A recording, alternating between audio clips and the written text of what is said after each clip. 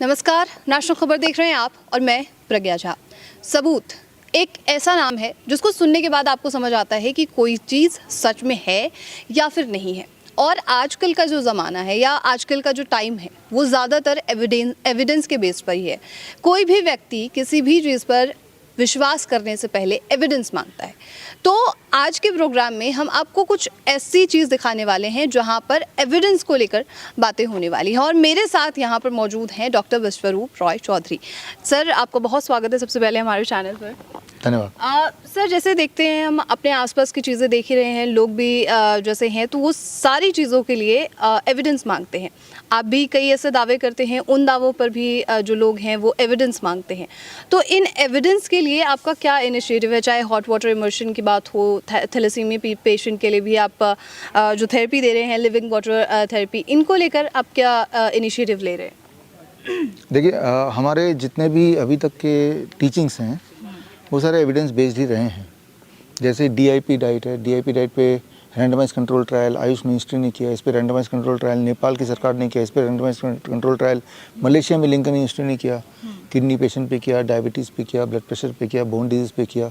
तो DIP diet मैंने यूँ ही नहीं दिया था, उसके बाद रैंडमाइज कंट्रोल ट्रायल हुए अलग अलग देशों में, उसके नतीजे अपने आपके प्रीवियसली मैंने बताया। यह हमारी जो किताब है व्हेन क्योर इज़ क्राइम, उस किताब में वो सारे मैंने डाले हैं एविडेंसेस। तो जो ग्रेड सिस्टम की बात करते हैं, इसके भी हमने ऑब्जर्वेशन स्टडी की, और ऑब्जर्वेशन स्टडी भी it is accepted by international journal of health care management, right. तो बोलने का मतलब है कि जितने भी हमने आपको अब तक ऑडियंस को सुझाया टेक्निक्स हमारे बनाए हुए, उनके एविडेंस भी हम साथ साथ दिखाए।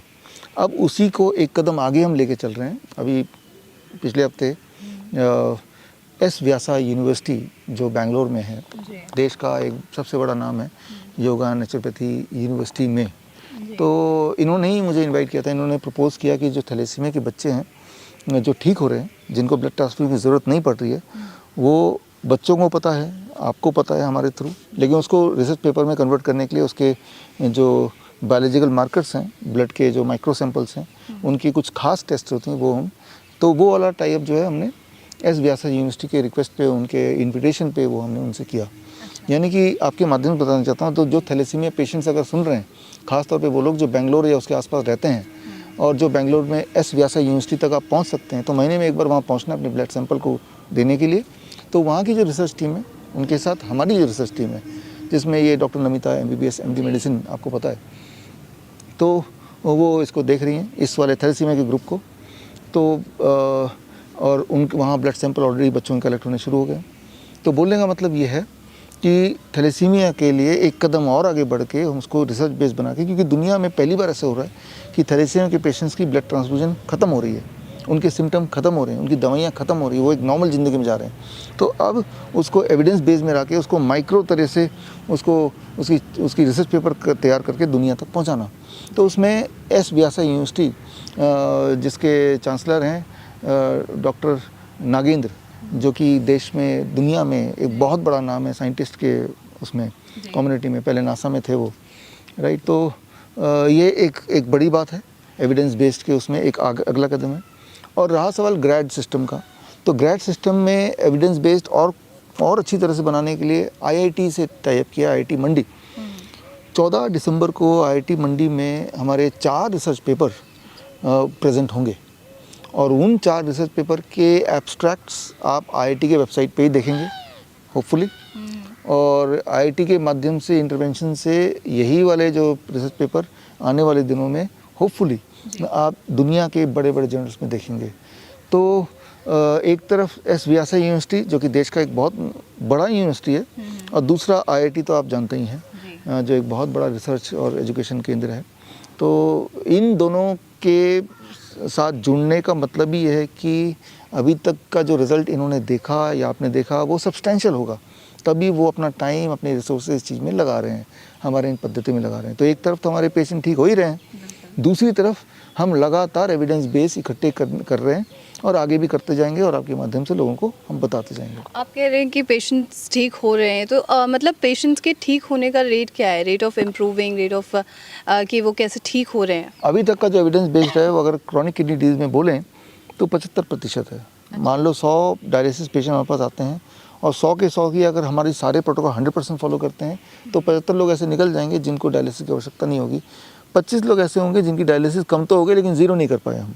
ये तो हो गया क्रॉनिक किडनी डिजीज। अब तो ऐसे भी पेशेंट हैं जो हमारे उसको थ्योरी को फॉलो नहीं कर रहे घर पे, उसको तो हटा ही दिया क्योंकि वो तो फॉलो नहीं कर रहे। अब आते बात हमारे थैलेसीमिया के बच्चों की। थैलेसीमिया के बच्चों में हमने देखा एमंग द चिल्ड्रन जो हमारे प्रोटोकॉल को 100% फॉलो कर रहे हैं उनमें रेट इफ़ नॉट 100% 90% है, राइट, अगर फॉलो कर रहे हैं। यहाँ पे दिक्कत क्या है कि वो बच्चे हैं, बच्चे कुछ दिन तक डिसिप्लिन में रहते हैं फिर वो डेविएट हो जाते हैं।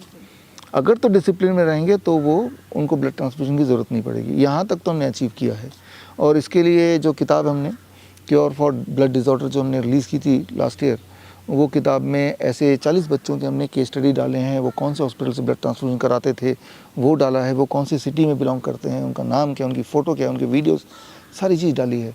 वो भी एक तरह का एविडेंस ही है जो कि वेरीफाइबल है, राइट। तो हमने देखा चाहे वो ब्लड ट्रांसफ्यूजन डिपेंडेंट पेशेंट हो या डायलिसिस डिपेंडेंट पेशेंट हो या इंसुलिन डिपेंडेंट पेशेंट हो, ये सारी चीज़ छूट सकती है, छूट जाती है।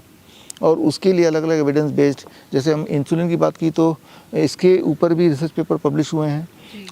Journal of science of healing outcome जो कि एक बहुत बड़ा जर्नल है जिसके chief editor doctor BM Hegde जो पद्म भूषण अवॉर्डी हैं, देश के एक नामी साइंटिस्ट में आते हैं, इनका नाम देश के दुनिया के सबसे बड़े कार्डियोलॉजिस्ट बोल सकते हैं। उन्हीं के जर्नल में हमारे डायबिटीज़ टाइप 1 बच्चा जिन केस स्टडी छपा था कि बच्चे का इंसुलिन पूरी तरह छूट गया, छूटे हुए भी कई साल हो गए। तो ये पहला केस होगा जो केस स्टडी पब्लिश हुआ कि टाइप 1 में भी इंसुलिन छूट सकता है। हमने देखा इंसुलिन छूट सकता है, हमने देखा डायलिसिस छूट सकता है, हमने देखा ब्लड ट्रांसफ्यूजन छूट सकता है। इनके एविडेंस हम इकट्ठे करते आए हैं और आगे भी करते रहेंगे। अमूमन तो देखा जाता है कि डायबिटीज़ टाइप 1 को इंसुलिन चलानी पड़ती है हमेशा ही। चलानी तब तक पड़ती है जब तक वो लाइफस्टाइल चेंज ना करे। जैसे वो DIP डाइट में आते हैं उनकी इंसुलिन कम होने लगती है। कुछ और बदलाव करते हैं जो हम बताते हैं सर्केडियन क्लॉक के हिसाब से या 0 वोल्ट के हिसाब से, तो वो और उनकी बॉडी ठीक होने लगती है। सर ऐसा है कि बहुत सारे लोग ये सोचते हैं कि हम अगर ठीक होना चाहते हैं तो हमें हॉस्पिटल जाना ही पड़ेगा। तो क्या ऐसे पेशेंट्स जो थैलेसीमिया के हैं, किडनी के हैं या फिर किसी भी बीमारी से ग्रसित हैं, उन्हें यहाँ हिम्स में आना ज़रूरी है? नहीं ज़रूरी, बल्कि बिल्कुल नहीं। बल्कि आपको बता दूं जो थैलेसीमिया के बच्चे हैं वो एक भी हॉस्पिटल नहीं आए, एक भी नहीं। हमारे पास 200 बच्चे हैं, सारे ऑनलाइन हैं। ना तो हॉस्पिटल आए, ना मुझसे मिले, ना ही कोई पैसा दिया, बिल्कुल फ्री ऑफ कॉस्ट, है ना। तो पैसा देना भी ज़रूरी नहीं है, हॉस्पिटल आना भी ज़रूरी नहीं है। जो हम बताते हैं उसको फॉलो करना ज़रूरी है और वो हम वर्चुअली बताते हैं। उन बच्चों का ग्रुप बन जाता है, उनका रोज़ हम उनके जो डायग्नोस्टिक्स हैं जो हमारे हिसाब से जो है उनको वो व्हाट्सएप से भेजते हैं। उनको देख के उनके डाइट में क्या बदलाव आएंगे, उनके लाइफस्टाइल में क्या बदलाव आएगा, वो सारा कुछ हम उनको डेली बेसिस पे बताते हैं और उसको फॉलो करते जाते हैं। उनकी इंप्रूवमेंट के हिसाब से हम सजेस्ट करते हैं कि ट्रांसफ्यूजन कब रोकना है, ब्लड ट्रांसफ्यूजन चढ़ाना है कि नहीं चढ़ाना है ब्लड। तो इस तरह से हम करते हैं। तो ये हमारा कमिटमेंट है छोटे बच्चों से, थैलेसीमिया के बच्चों से, कि हमने ये सर्विस फ्री रखी है। ऊपर से इम्पॉर्टेंट है कि हमने ये सर्विस इस तरह से रखी है कि लोग हॉस्पिटल डिपेंडेंट ना हो, कि भाई ब्लड का ट्रांसफ्यूजन छुड़ाने के लिए हॉस्पिटल में एडमिट करना पड़े, तो वो भी हम नहीं चाहते। बच्चों को हम दौड़ाते हैं, भगाते हैं, खिलाते हैं, धूप में बिठाते हैं, लिविंग वाटर पिलाते हैं, ये सारे बदलाव वो घर पे रह के करते हैं। कभी कभी जब हमारा कोई कार्यक्रम होता है, जैसे अभी बेंगलोर में कार्यक्रम था, तो कार्यक्रम में ऐसे बच्चे जो लोग मिलना ही चाहते हैं तो वो मिलने आते हैं, उसके पेरेंट मिलने आते हैं, मिलने भी आते हैं, फिर दुनिया को दिखाते हैं। अभी जो कार्यक्रम था 29 सितंबर में आप भी थे, वहाँ भी थैलेसीमिया के ऐसे बच्चे जो पहले ब्लड ट्रांसफ्यूजन थे, अब 1.5 साल से ब्लड ट्रांसफ्यूजन नहीं हो रहा। यानी कि अगर हमसे नहीं जुड़े होते तो अभी हर महीने वो खून चढ़ा रहे होते, है ना। तो वो लोगों को इंस्पायर करने आते हैं कि अगर हम ठीक हो गए तो आप भी ठीक हो सकते हो, वो भी मुफ्त में, वो भी घर बैठे ही। कितनी बड़ी बात है। बिल्कुल सर, आखिरी सवाल आपसे और होगा कि बहुत सारे ऐसे पेशेंट हैं जो थैलेसीमिया से ग्रसित हैं या अन्य बीमारियों से ग्रसित हैं, तो वो आपसे कैसे संपर्क कर सकते हैं या फिर हिम से कैसे संपर्क कर सकते हैं? देखिए, हमसे संपर्क करना तो सबसे अच्छा तरीका है, या बल्कि एक ही तरीका है, दैट इज़ विश्वरूप.com। मेरा वेबसाइट याद रखिए, विश्वरूप.com में जाएंगे तो वहाँ पे हमारे फ़ोन नंबर है, हमारी ईमेल आईडी है। जो लोग हमसे इलाज लेना चाहते हैं, हालांकि इलाज तो आपको सोशली मैं आपको प्लेटफॉर्म में बताता हूँ क्या क्या करना है, लेकिन जो कस्टमाइज इलाज लेना चाहते हैं हमसे जुड़ के, घड़ी घड़ी जो चाहते हैं कि हम जुड़ के रहें, तो हमारा वर्चुअल OPD है, VOPD हम बोलते हैं। तो आप हमारे वेबसाइट में जाएंगे तो VOPD सेक्शन में जाकर क्लिक करेंगे, अपना फॉर्म भरेंगे तो VOPD के माध्यम से जुड़ सकते हैं। जो लोग चाहते हैं कि मेरा पर्सनल अटेंशन मिले, मैं उनकी बात कर रहा हूँ। हालांकि मैं ये बोलना चाह रहा हूँ कि पर्सनल अटेंशन मिले ना मिले, हमारे प्रोटोकॉल ढंग से फॉलो करेंगे तो आप ठीक होंगे। लेकिन फिर भी आपके कॉन्फिडेंस के लिए जो लोग चाहते हैं कि पर्सनली मैं आपको ठीक करूँ, या मेरे जुड़ने से आपको कॉन्फिडेंस बढ़ता है, या मेरे मेडिकल टीम के जुड़ने से बढ़ता है, या पर्सनल बेसिस पे आपके रिपोर्ट्स के जवाब मैं दूँ, तो उनके लिए सबसे अच्छा है वर्चुअल ओपीडी से जुड़ना। और वो वर्चुअल ओपीडी मतलब घर पे रह के ही, आपको किसी भी हॉस्पिटल में आके जुड़ना नहीं है, वर्चुअली ही विल इंटरेक्ट। चलिए, thank you so much sir हमारे साथ जुड़ने के लिए और इस खास जानकारी के लिए। धन्यवाद, थैंक यू।